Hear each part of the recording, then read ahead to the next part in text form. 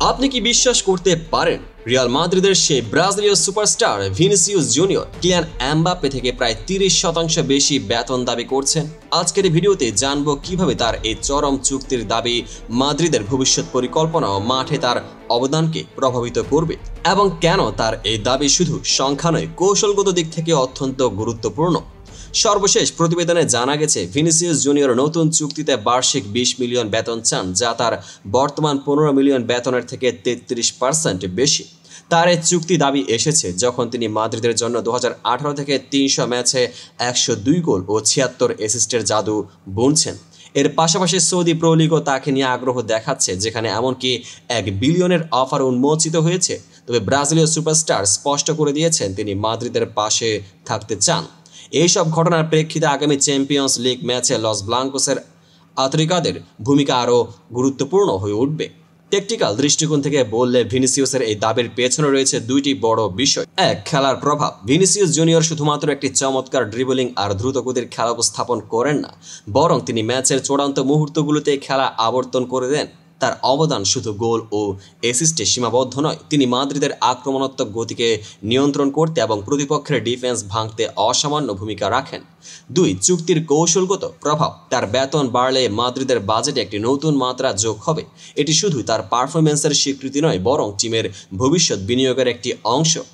এমবাপ্পের তুলনায় বেশি বেতন পাওয়া মানে মাদ্রিদ নিশ্চিত করতে চায় ভিনিসিয়াস তার প্রতিভা ও পরিশ্রমের মাধ্যমে দলকে নয়া উচ্চতায় নিয়ে যাবে।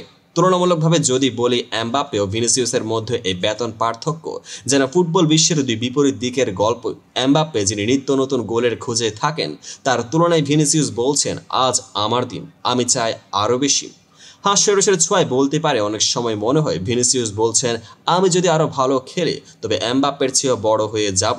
এই দাবিতে স্পষ্ট হয়ে ওঠে প্রতিভার মূল্য শুধু মাঠে দেখানো দক্ষতা নয়, বরং তা নিয়ে কতটা আত্মবিশ্বাস ও ভবিষ্যৎ পরিকল্পনা রয়েছে। আর সেই আত্মবিশ্বাসই নতুন দিনের মাদ্রিদের কৌশলগত চাবিকাঠি। নাটকীয় দিক থেকে বিশ্লেষণ করলে ভিনিসিয়াসের এই দাবির প্রভাব শুধু একটি আর্থিক পরিবর্তন নয়, বরং তা তার ক্যারিয়ার ও দলগত ভবিষ্যতের উপর গভীর প্রভাব ফেলবে। ব্যক্তিগত উচ্চাকাঙ্ক্ষা।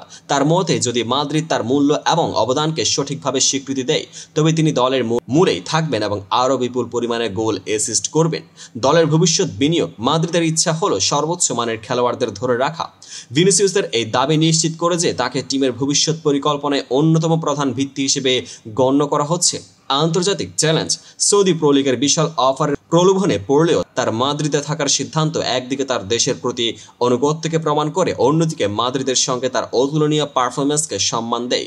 সারসংক্ষেপে ভিনিসিয়াস জুনিয়রের এই চুক্তি দাবি শুধু আর্থিক বিষয় নয়, বরং তা তার মাঠে প্রতিভা, ব্যক্তিগত উচ্চাকাঙ্ক্ষা ও মাদ্রিদের ভবিষ্যৎ বিনিয়োগে একটি গুরুত্বপূর্ণ ইঙ্গিত। যদি মাদ্রিদ তার দাবি পূরণ করে, তাহলে আমরা দেখতে পাবো কিভাবে তার উদ্যম দলের আক্রমণকে নতুন দিগন্তে নিয়ে যাবে। পরবর্তী চ্যাম্পিয়ন্স লিগ ম্যাচে যখন লস ব্লাঙ্কোস অ্যাথলেটিকো মাদ্রিদের মুখোমুখি হবে, তখন তার নতুন বেতন কাঠামো ও দায়িত্বের চাপ কিভাবে দলের পারফরম্যান্সে প্রভাব ফেলবে তা একটি বড় প্রশ্ন হিসেবে দাঁড়াবে।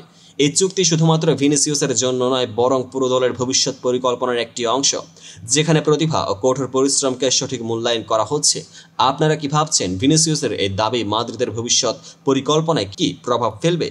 আপনার মতামত এবং মন্তব্য কমেন্ট সেকশনে জানাতে ভুলবেন না। ভিডিওটি যদি ভালো লাগে তাহলে লাইক ও সাবস্ক্রাইব করে আমাদের সাথে থাকুন, যাতে আমরা আপনাদের সামনে এমন আরও বিশ্লেষণমূলক ও প্রফেশনাল ফুটবল আলোচনা নিয়ে আসতে পারি।